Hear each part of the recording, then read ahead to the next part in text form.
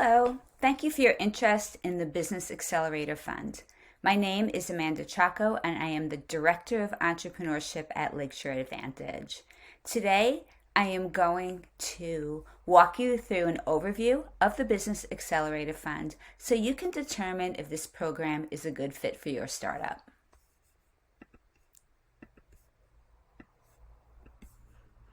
The Business Accelerator Fund is designed to help high-tech startups pay for services to achieve company milestones. Company milestones can be raising capital, acquiring customers, pilot projects, and other things.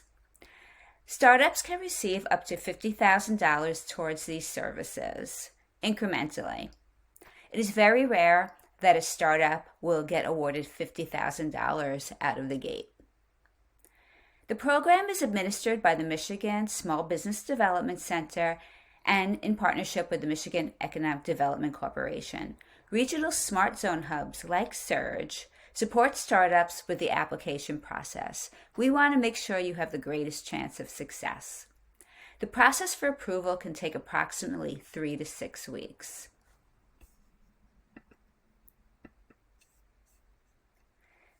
To be eligible for the BAF, your startup must be past concept stage, have less than $1 million in private sector investments, and less than $2.5 million in revenue over the past 12 months. It must be privately held and based in Michigan, and your service provider also must be based in Michigan. You must complete a BAF survey every 6 months for 5 years. This helps the MEDC and Surge help track your progress over the years. And your company must be a client of a participating Smart Zone hub, such as Surge.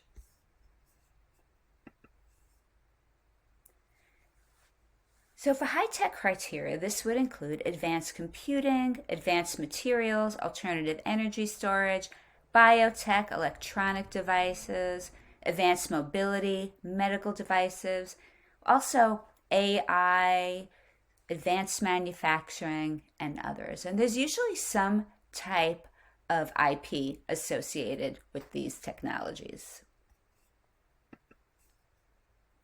The allowable use of funds for BAF would include advanced prototyping, engineering services, developing financial models, legal expenses, including patents, product testing and validation, market research, and marketing activities. These are funds that are not allowable would be subscription services, general operating expenses, any kind of capital equipment, company bylaws, operating agreements, really anything for the day-to-day operations of the company cannot be covered, patent filing fees, prototyping from ideas, and the development of a company's core product. So for instance, if you're a SaaS company and you're asking BAF to help pay for software development, this would not be allowable because since that's your core competency, you should be able to do that within your company. There are 2 types of BAF engagements, discretionary and committee approved.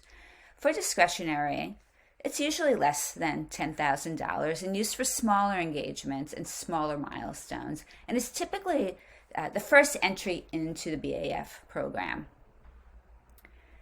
And this type of engagement does not have to be submitted for review. The committee approved engagements are above $10,000, and those are submitted to 3 smart zones for review. And there are smart zones throughout the state, just like Surge, and there are individuals within these smart zones that review the applications, and you have to get 2 out of 3 thumbs up for your application to be approved. If for some reason you do not get 2 thumbs up, you do have the opportunity to submit one more time.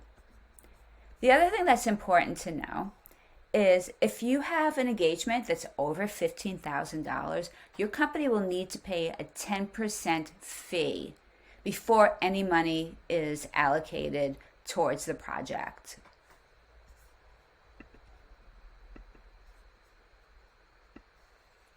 For the discretionary application, you will need to provide a statement of work from your service provider, a BAF intake and client consent form that we will provide.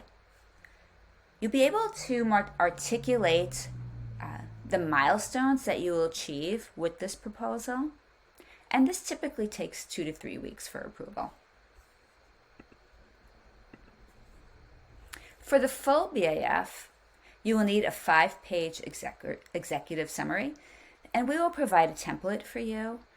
It must be 5 pages, not under, not over, and it must follow the template, and we'll help you through that process.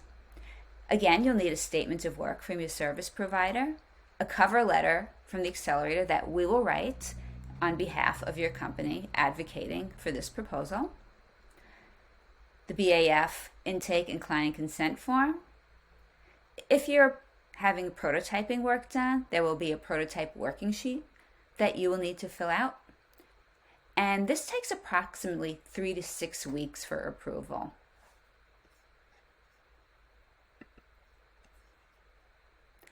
For the service provider, your service provider must be based in Michigan and be able to provide a W-9. Cannot start any work until the engagement is approved by the committee. Applications over $15,000 need to provide a 1-page bio of the service provider. And then the company, we can only pay for work that has been completed.